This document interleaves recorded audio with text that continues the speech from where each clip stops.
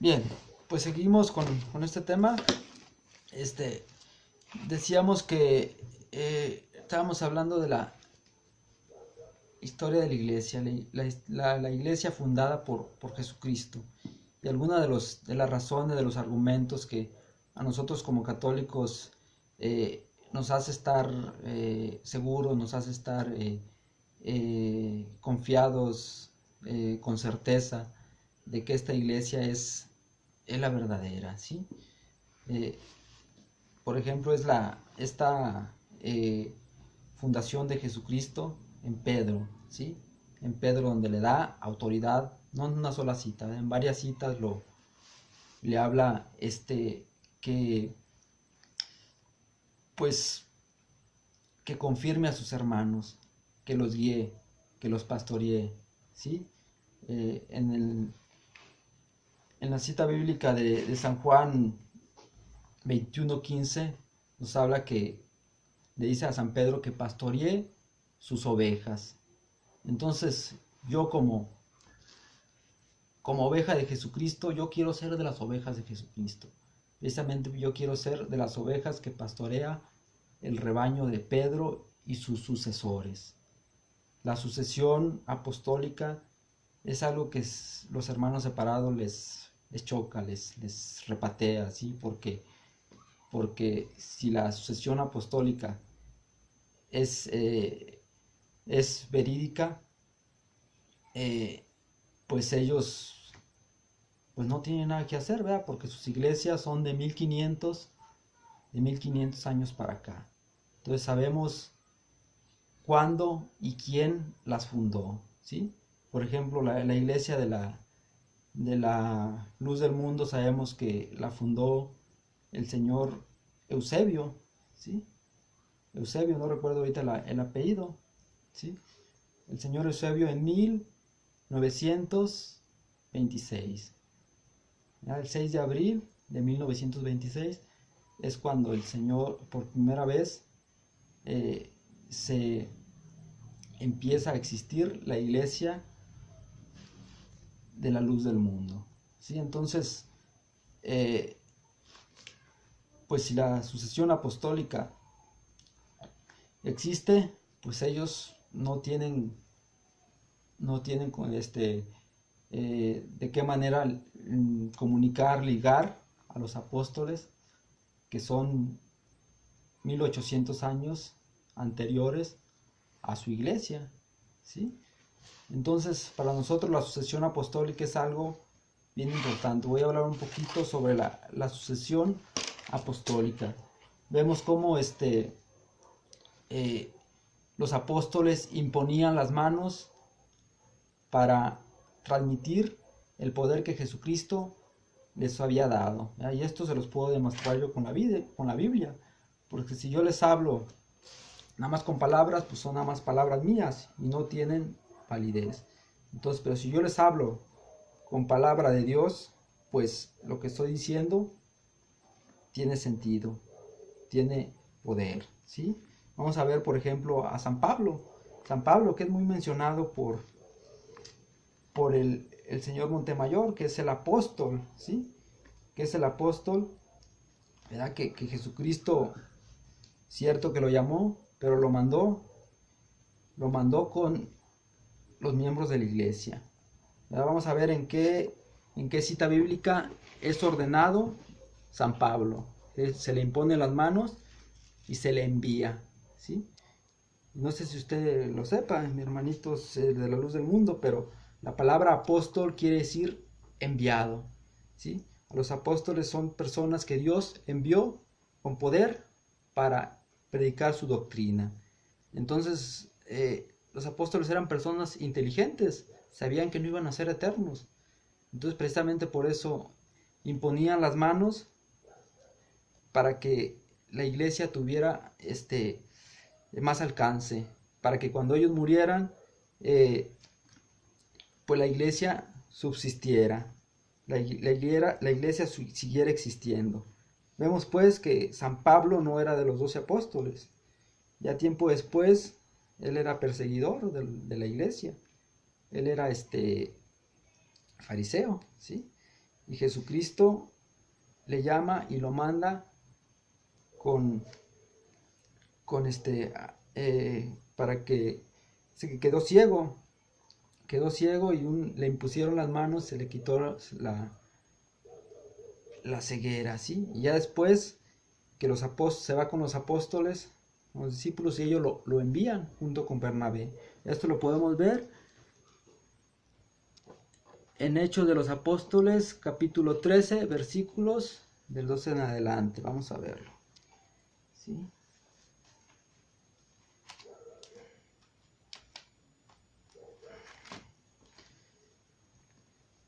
Hechos de los Apóstoles 13, del 12 en adelante. Dice: en la iglesia de Antioquía había profetas y maestros: Bernabé, Simón, a quien llamaban el Moreno, Lucio, el de Cirene, Manén, hermano de crianza del rey Herodes, y Saulo. Un día, mientras celebraban la liturgia del Señor y ayunaban, el Espíritu Santo dijo: sepárenme a Bernabé y a Saulo para la misión que les he encomendado.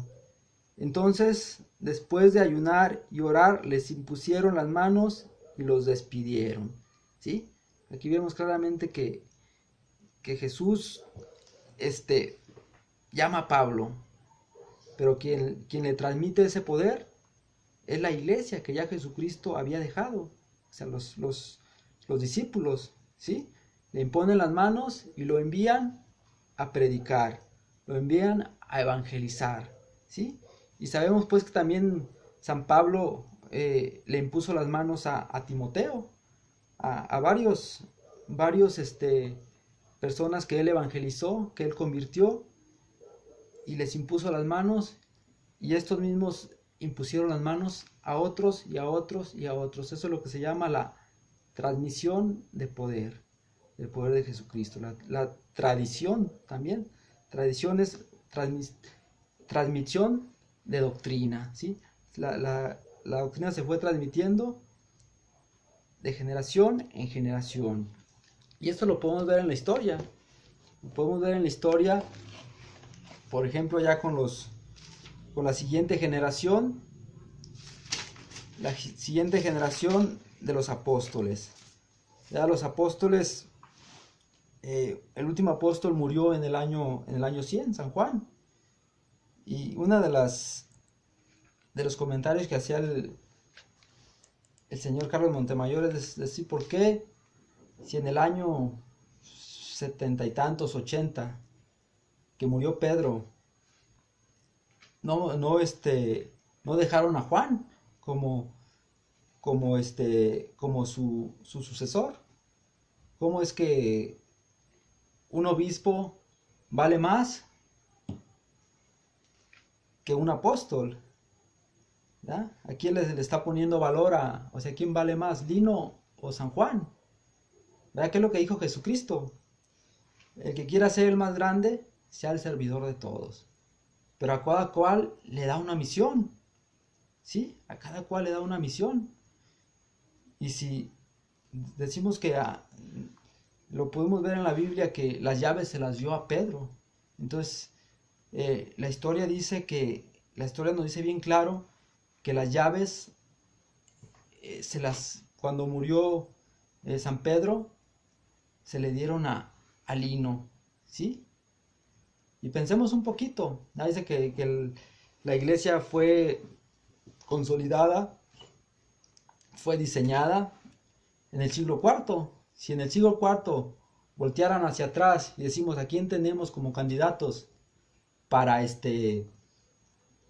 poner de sucesor a San Pedro, pues lógico que vieran los candidatos más probables hubieran sido San Pablo, San Juan, Santiago, qué sé yo, ¿verdad? Lo más probable es que, no, pues San Juan es el más conocido. San Juan va a ser el siguiente papa, pero la historia no dice así. La lógica, ¿verdad? Si hubiera sido así como usted dice, que la iglesia inventó a estos papas que duraron un poquito tiempo, ¿verdad? San Lino, San Cleto, y otros más que eran poco conocidos. Pero la iglesia, la iglesia es honesta, ¿sí? La iglesia es veraz. Y la iglesia no tiene necesidad de inventar nada, simplemente lo que fue, eso es, ¿sí? Que no fueron muy conocidos, vamos a ver un poquito el contexto histórico en el que se desarrolló la iglesia en este tiempo, ¿sí? Que no había libertad de culto. Sabemos claramente que el Imperio Romano eh, persiguió ferozmente a la iglesia desde el año 69. Eh, este, fueron periodos así, intervalos donde hubo a lo mejor un poquito de paz, pero casi la mayoría fue tiempo de persecución. Hasta el 313, cuando Constantino les da la libertad de culto, o sea, les permite eh, profesar su fe libremente, ¿sí? Aquí nos dice que Constantino fue el que inició la Iglesia Católica. Mentiras, ¿sí? Vemos que ya cuando Constantino eh, convoca ese concilio, que sí fue Constantino el que convocó el concilio, pero él ni siquiera estuvo, él ni siquiera era bautizado, él ni siquiera intervino para nada. Él únicamente dio el permiso, convocó y dio el permiso para que se llevara el concilio de Nicea, ¿sí? Pero quienes estuvieron en el concilio fueron los obispos, ¿sí? Los obispos de ya de las iglesias que había ahí alrededor en, en Grecia, en Éfeso, en Jerusalén, en diferentes partes, ¿sí? Entonces vamos a ver, por ejemplo, la siguiente generación, o sea, ¿qué era lo que hacían? Si realmente se permitieron, todos automáticamente se volvieron malos y perversos después del año 100. Realmente no fue así. Vamos a ver, por ejemplo, en el año 107, donde hay un personaje muy importante, ¿verdad? Que es precisamente el que llama por primera vez a la iglesia universal, católica. Decía el señor Montemayor que fue un tal Martín Mártir. No fue un tal Martín Mártir. No. Fue San Ignacio de Antioquía. Y eso sí está perfectamente redactado, perfectamente claro, porque dejó 7 cartas, las cuales se conservan hasta la actualidad. Y una de las cartas, ¿verdad? Que es carta a los de Esmirna, en el capítulo 2, verso 8, dice esto, dice San Ignacio de Antioquía, que fue discípulo de San Pedro y de San Juan, ¿sí? Discípulo directo, que probablemente conoció a Jesucristo, ¿ya? Probablemente lo conoció porque él murió en el año 107, ¿sí? Bien. Entonces lo que dice San Ignacio de Antioquía dice, ahí donde aparezca el obispo, allí debe estar el pueblo. Así como donde está Jesucristo, está la iglesia católica, ¿sí? Así es de que ya desde principios del segundo siglo ya se le llamaba iglesia católica. Vamos a ver qué es lo que hacían esos cristianos, cuál fue el testimonio que dejaron esos cristianos. Dice el señor Montemayor que hacían tratos con los reyes, ¿sí? Vamos a ver qué tipo de tratos hacían.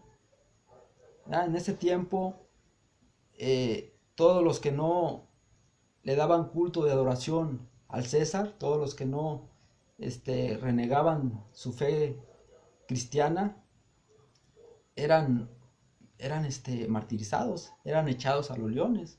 Lo único que ellos tenían que hacer para salvar su vida era inclinarse al César y adorarlo.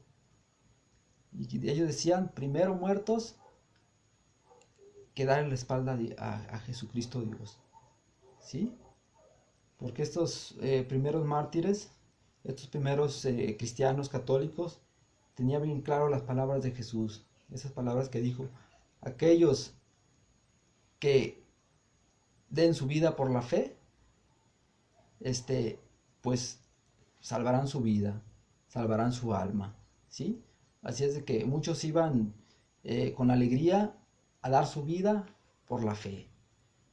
¿Por qué? Porque sabían que era la verdad, sabían que estaban en la verdadera iglesia, ¿sí? Esto en el año 107, ¿verdad? Entonces San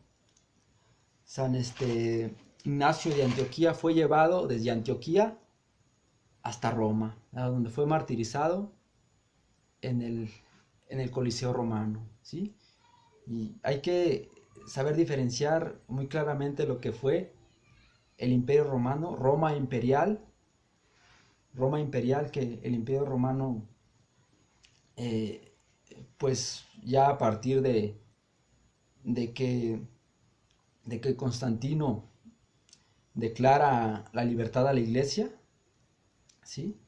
El Imperio Romano fue decayendo, ¿sí? El Imperio Romano se fue cristianizando, a tal grado que ya más o menos un poco menos de 100 años después, se declaró como doctrina oficial del Imperio Romano la iglesia cristiana, católica, ¿sí? Y claro que al mayor cantidad de personas disminuyó digamos, la calidad de cristianos. Había personas que pues no estaban totalmente convencidas de la doctrina cristiana católica, pero había otros muchos que seguían fielmente las enseñanzas de Jesucristo, ¿sí? Entonces así fue como fue creciendo la iglesia católica, ¿sí? Entonces vamos viendo también un poquito después otros santos, lo que estaban haciendo, lo que enseñaban, lo que hacían. Por ejemplo, está San Justino Mártir, que él vivió del año 100 al año 165, ¿sí? Él fue un filósofo, fue laico, él no fue consagrado presbítero, no fue sacerdote, ¿sí? Pero él tenía una escuela donde enseñaba, una escuela que fundó, una escuela de filosofía cristiana que fundó en el año 138, ¿sí? Justamente 38 años después de que murió el último apóstol.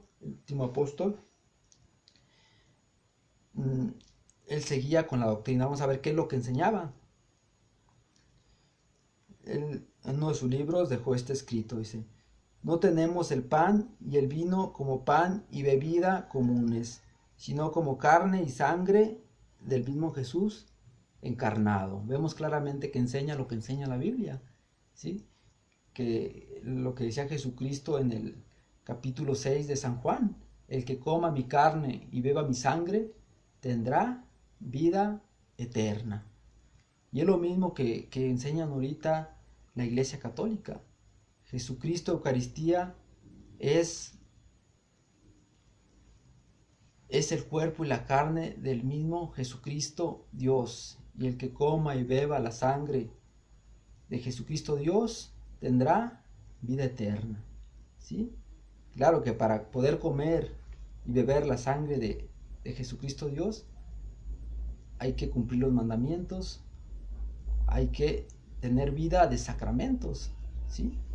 Hay que confesarse, ¿verdad? ¿Y dónde dice en la Biblia que tengo que confesarme con un hombre? ¿Sí? Vamos a ver dónde dice en la Biblia.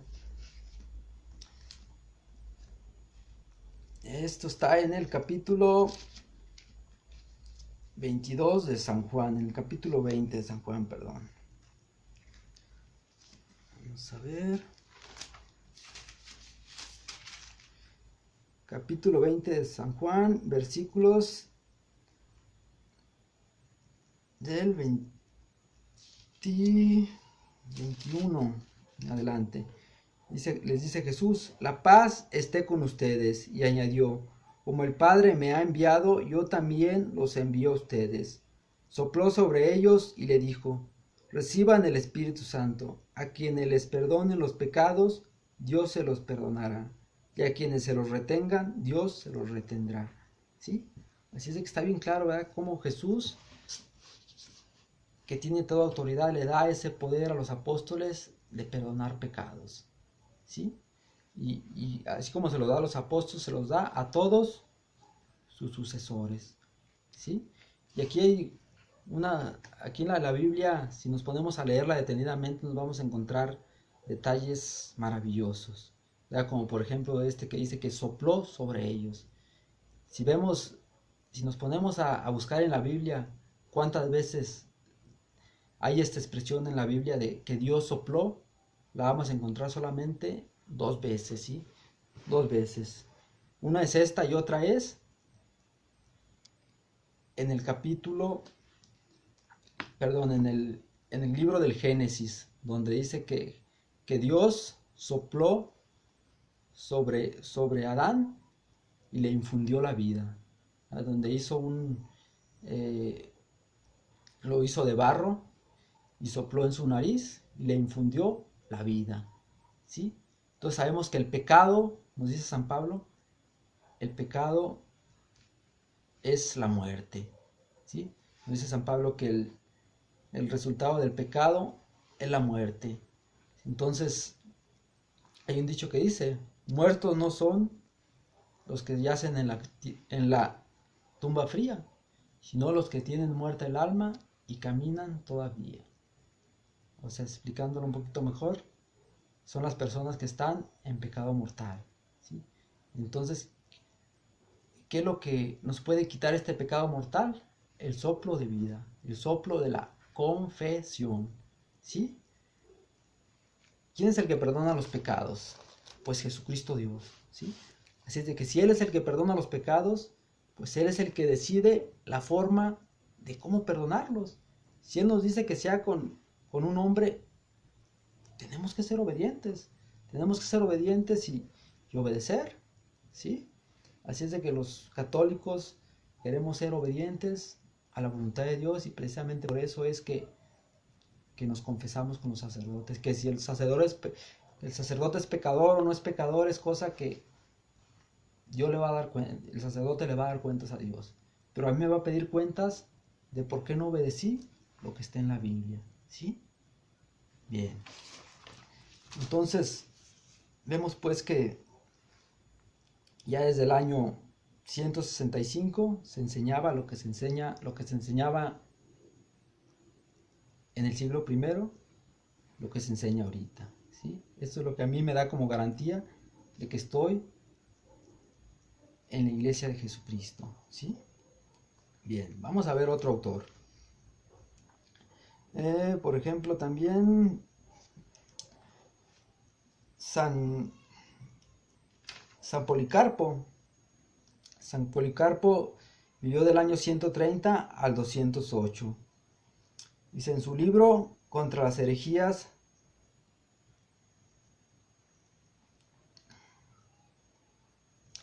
dice en su libro Contra las herejías, San Irineo describe cómo Pedro y Pablo eligen a Lino como sucesor de San Pedro. ¿Sí? Entonces San Irineo, vea que San Irineo, vamos a mencionarlo acá. San Irineo, ok. San Irineo, perdón, de quien.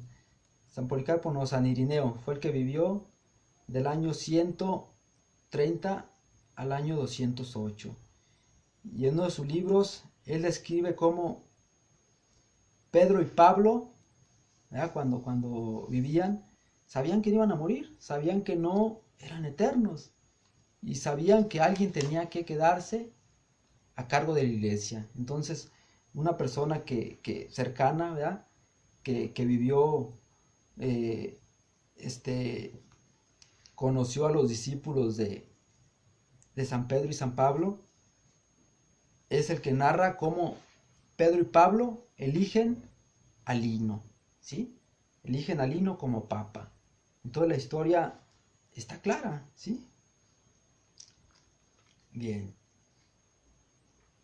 Bueno, entonces vemos pues cómo todos estos discípulos de los apóstoles siguen fielmente con su misión, con la misión de seguir transmitiendo la iglesia, la doctrina de Jesucristo. ¿Sí? Bien.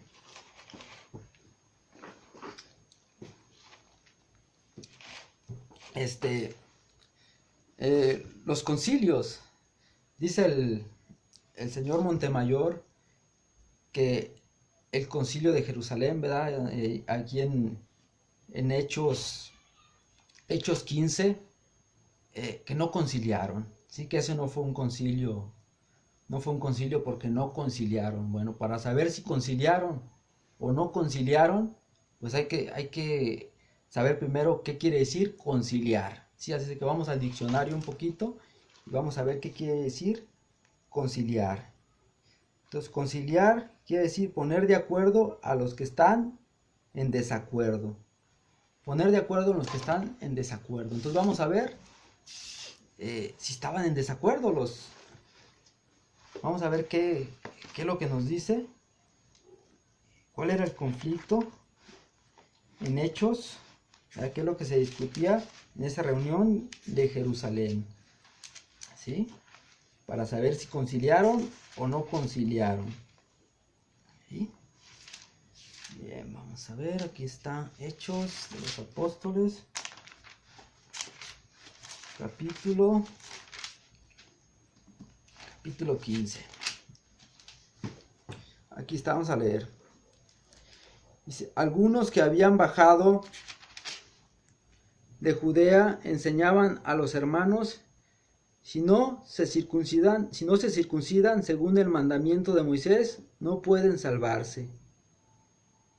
Este hecho provocó una acalorada discusión de Pablo y Bernabé con ellos. Bueno, aquí un grupo de judaizantes se les decía, ¿verdad?, a los judíos que se habían convertido al cristianismo. Ellos estaban acostumbrados a que en la ley de Moisés, todo niño a los 8 meses de nacido se circuncidaba. Entonces San Pablo empieza a evangelizar a los gentiles, ¿sí? Y ellos no estaban circuncidados. Y San Pablo decía, es que ya no es necesario que se circunciden, no es necesario que se circunciden, así está bien.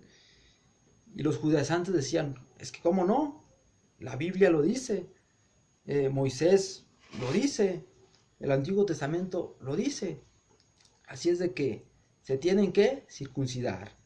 Total, dice que tuvieron una discusión acalorada que no pudieron solucionar. San Pablo, siendo apóstol, el apóstol de los gentiles, no pudo solucionar este conflicto. Entonces, ¿qué fue lo que hizo? Vamos a ver. Dice, este hecho provocó una acalorada discusión de Pablo y Bernabé contra ellos. Debido a esto, determinaron que Pablo y Bernabé y algunos otros subieran a Jerusalén para tratar de este asunto con los apóstoles y los responsables. Entonces vemos aquí claramente que San Pablo no tenía la suficiente autoridad. Tenía que subir con San Pedro y los demás apóstoles para tratar este conflicto, ¿sí? Y no fueron cerquitas, ¿verdad? Dice que pasaron, cruzaron varias ciudades. Vamos a ver hasta dónde fueron.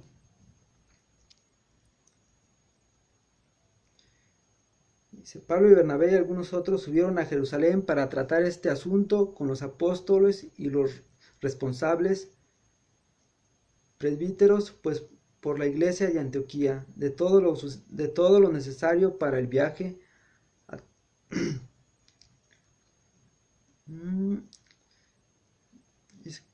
Provistos pues por la iglesia de Antioquía, de todo lo necesario para el viaje. Atravesaron Fenicia y Samaria, contando la conversión de los paganos y llenando de gran alegría a todos los hermanos.